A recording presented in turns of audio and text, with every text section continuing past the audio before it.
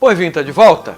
Estamos voltando mostrando que o vinho do Porto é um vinho que foi tão importante para o mundo que o mundo inteiro procurou fazer também o seu vinho fortificado. Pensando no Porto, vendo que foi um vinho que fez sucesso no mundo num determinado tempo. Hoje se bebe um pouco menos vinho do Porto pelo mundo, mas todo mundo procurou fazer, né? Um vinho fortificado por aí. O Brasil também procurou fazer o seu vinho fortificado, faz até hoje. Não é vinho do Porto, deixando bem claro, vinho do Porto é só o vinho feito na região do Douro, ali no nordeste de Portugal. Né? O resto é vinho fortificado, um vinho feito com adição de aguardente vínica que corta a fermentação, deixa açúcar residual e o vinho ganha potência alcoólica, se torna um vinho generoso. A Casa Valduga faz se chama Casa Valduga 1875. É um vinho que ele chama de vinho licoroso tinto doce, tem 10 anos de envelhecimento em barricas de carvalho, né? Um vinho com 18% de álcool, feito ali na Serra Gaúcha, com uvas tintas da Serra Gaúcha, portanto, um vinho que a família comemora para ter também o seu estilo de vinho fortificado. Né? Portanto, é um vinho ao estilo do Porto, não é um vinho do Porto. A gente vê que na cor, né? É um vinho que tem uma cor muito bonita, né? O nariz é muito gostoso, né? Tem uma fruta gostosa, uma fruta aqui em passa já, né? Uma ameixa preta, uma nota de especiaria gostosa, né? A gente nota a boca. Tem frescor, tem acidez, o que é muito importante em vinho doce. Casa Valduga, trazido a Florianópolis pela Essen Vinhos, a Essen, uma empresa que traz aqui para Santa Catarina os bons vinhos brasileiros, né? Sempre trazendo o que há de bom feito no Brasil. Tem uma loja bonita aqui no centro, na Hermann Blumenau, tem uma loja bonita lá no centro histórico de São José. Você pode dar um passeio em São José, ver aquela loja bacana, muito bem montada. Tem ali um lugar que junto com a Enoteca Decanter pode-se fazer um belo happy hour também no centro. Portanto, essa em Valduga, uma parceria de sucesso. Bom, eu acho que a gente vai fazer um brinde aqui, dar mais um golinho, né? E vamos preparar mais aqui uma coisinha antes de irmos a Portugal, que já já nós vamos a Portugal lá ver como se prepara um drink lá em Vila Nova de Gaia, né? Na frente do vinho, na frente da cidade do Porto. O que você vai fazer agora? Vamos a fazer com maracujá ou passion fruit. Um passion Porto, ou Porto Passion, né? Isso tinha lá na carta, mas aqui nós vamos fazer a nossa receita. Não a receita de lá, a receita que o Douglas vai mostrar aqui pra gente como se faz. Presta atenção, você pode fazer aí no seu verão, na sua primavera, está começando uma coisa muito tropical. Vamos lá, Douglas, vou passar o maracujá para ele, acompanha a gente fazendo aqui, vamos lá. Para fazer o passion port, você vai precisar de a polpa de meio maracujá, 2 colheres de sopa de calda de açúcar, 100 ml de Porto Branco, gelo abundante. Coloque a polpa de maracujá e a calda de açúcar no copo da coqueteleira. Macere para incorporar os sabores. Coloque a mistura dentro da coqueteleira. Coloque o gelo e bata por alguns segundos.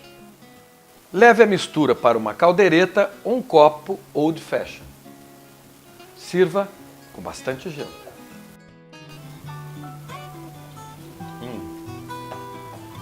Gente, pura refrescância. A união de Portugal com o Brasil tropical, né? Dá muito certo, né? Muito certo. Porto com o Brasil tropical, fantástico, gostoso, delicioso. Vinho do Porto realmente muito versátil, interessante para os drinks. Então vamos para o Porto, vamos para a Vila Nova de Gaia, né? Vamos. Vamos Itália a Porto Cruz e ver o Felipe Ferreira preparar um drink bem gostoso, Rosemary, conhecer ali a carta de drinks com vinhos do Porto deles, fazer uma viagem gostosa. Vamos comigo até Portugal, enquanto isso nós vamos pensando mais um drink aqui para vocês, né? Vamos até Portugal, vamos lá. A cidade do Porto é linda. A imagem colorida do Casaril, do céu e do Rio Douro formam um belo contraste. A eterna imagem dos rabelos flutuando sobre o Douro parece uma pintura. Uma mistura de história, cultura e beleza. Nesse dia, um cardume de tainhas se alimentava numa das margens do Rio Douro. Uma imagem familiar para Santa Catarina. Fiz uma visita à Companhia Porto Cruz, uma das empresas produtoras de vinho do Porto, cujos armazéns ficam em Vila Nova de Gaia. Gaia fica em frente ao Porto, e ali estão os armazéns de todas as companhias que produzem o lendário Néctar do Douro.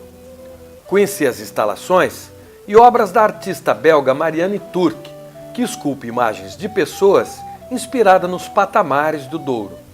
Também participei, junto de um grupo de jornalistas estrangeiros, de uma degustação dos vinhos elaborados pela Porto Cruz. Mais tarde, fui ao terraço do edifício saborear drinks elaborados com vinhos do Porto. Delícias refrescantes no verão português, onde os termômetros marcavam 35 graus. O vinho do Porto vem mostrando muita versatilidade e vem provando que não precisa ser servido só. Aqui no Porto, ele está sendo muito utilizado na produção de drinks refrescantes que levam ervas e especiarias. Especiarias como gengibre e ervas como alecrim e hortelã. Drinks deliciosos. O mixologista Felipe Ferreira preparou com exclusividade para o Pão e Vinho um Rosemary, um refrescante drink feito com vinho do Porto. Um dos muitos da irresistível carta da Porto Cruz. Ali, ele prepara drinks substituindo bebidas como a vodka, a cachaça e o rum por vinho do Porto. E explora as frutas tropicais, os cítricos e outros produtos aromáticos, além de elaborar sobremesas com sorvetes e vinho do Porto. Com a palavra, Felipe Ferreira. Podemos fazer inúmeros coquetéis de vinho do Porto. Porquê? A vantagem do Porto é que dá para criar coquetéis tradicionais, alterando a bebida espirituosa original pelo Porto. Nós temos, por exemplo, um coquetel que pode ser servido como uma sobremesa, que é o Cruz Tawny, que leva gelado de vanilha, Porto Pink e amêndoa. Depois, para um fim de tarde, como aperitivo, temos o Porto Rosemary. Vou-vos preparar o Rosemary. Ok?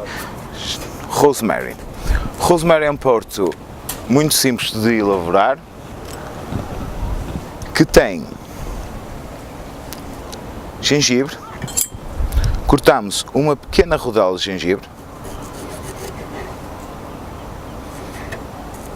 assim. Colocamos a rodela no copo, acrescentamos um pouco do Porto Branco. De seguida, extraímos um bocadinho do sumo da gengibre com o Porto Branco, até o Porto ficar assim com uma cor um bocado túrrea. De seguida, acrescentamos o alecrim, em inglês o rosemary. Extraímos só e apenas, não o tronco, mas sim a folha do alecrim. Acrescentamos o gelo.